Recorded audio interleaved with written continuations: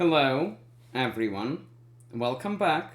Today, we will look at a game which I played in the London in an over-the-board tournament last weekend. In fact, it will be the first of the 3 London games which I will show.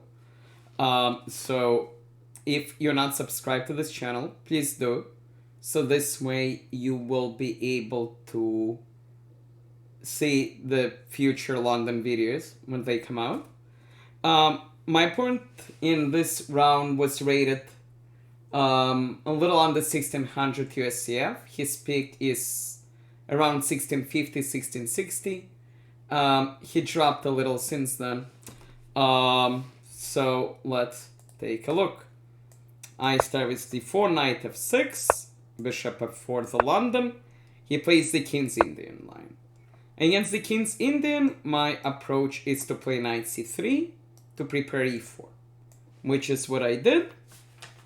My opponent played bishop g7, I played d4, and he completed the King's Indian setup with d6.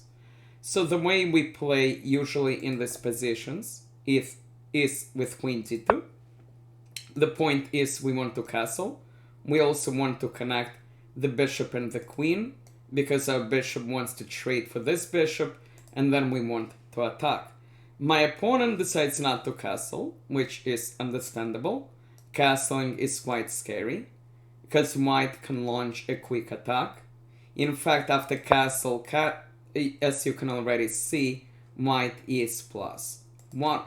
Now, my opponent played knight c6. I castled anyway, because this is a part of my plan. And he played an interesting move, knight d7. The point of knight d7 is he's double attacking the pawn. And also sometimes there is a world where he might take and then fork.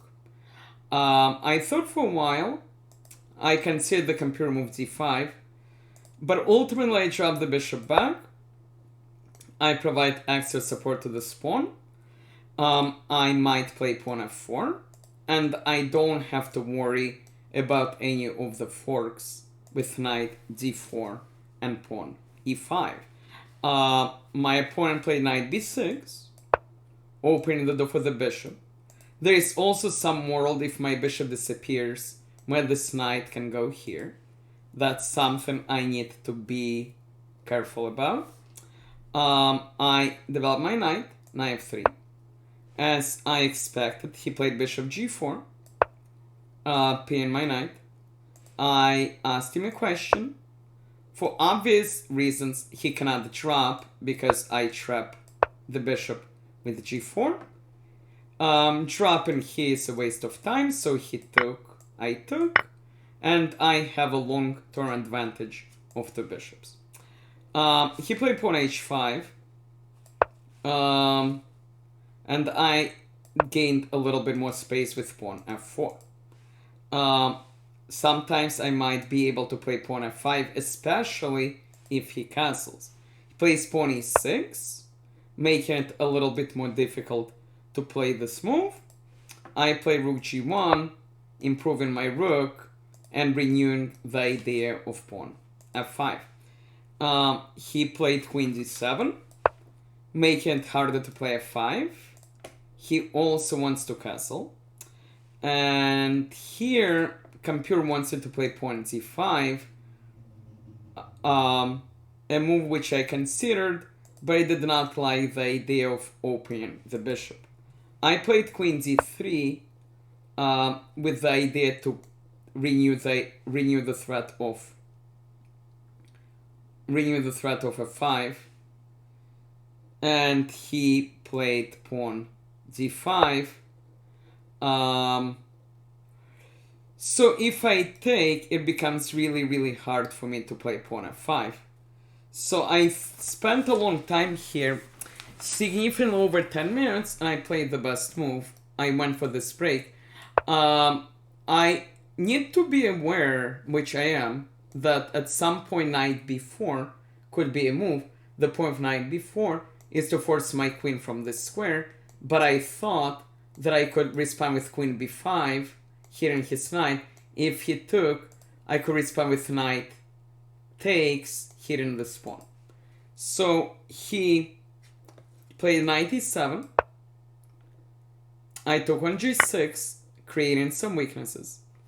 He took back with the knight, and here I played the wrong move order.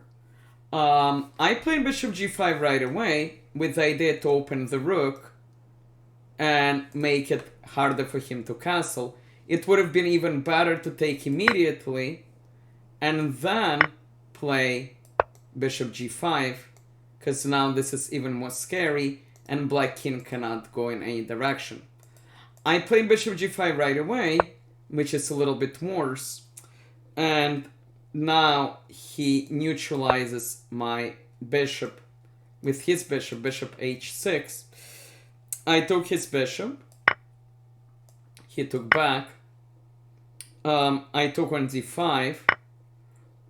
If he takes with the pawn, his king gets in trouble, so he takes with the knight. I took with the knight. If he takes with the pawn now, he will get forked. So he took with the queen, and here I made a mistake.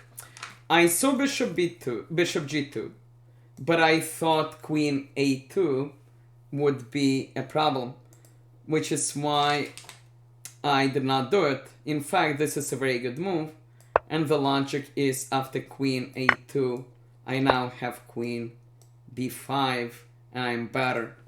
But I did not realize that, and so I chose a different approach, which is also decent, but it's slower. Played king b1, reinforcing this pawn. The problem is now black has time to castle, and he's safe. I played queen e3, attacking the rook, but also preparing something like this. He dropped the rook back to h8. And now I played rook g5. And this led to complications because my opponent played pawn e5. The point being is I cannot take with the pawn because of this pin. And here the best move is bishop d3, blocking the pin.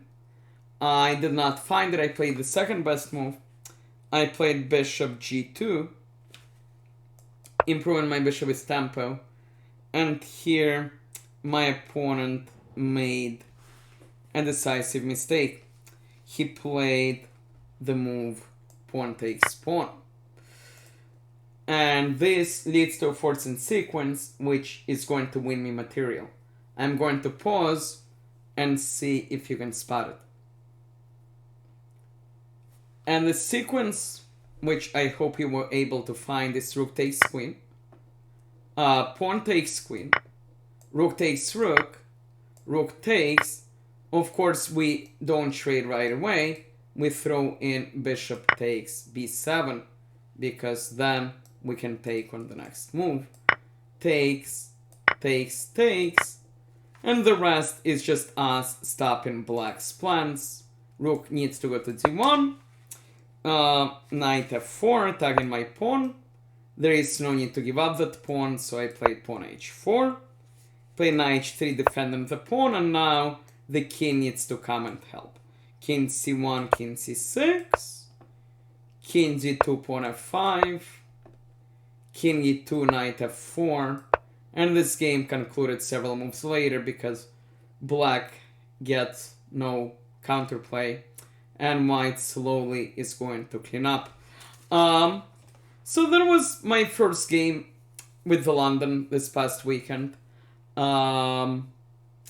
Overall, it went okay. I had some disattacking chances. I missed one or two key moves, but ultimately it was interesting, and I hope you learned something from it.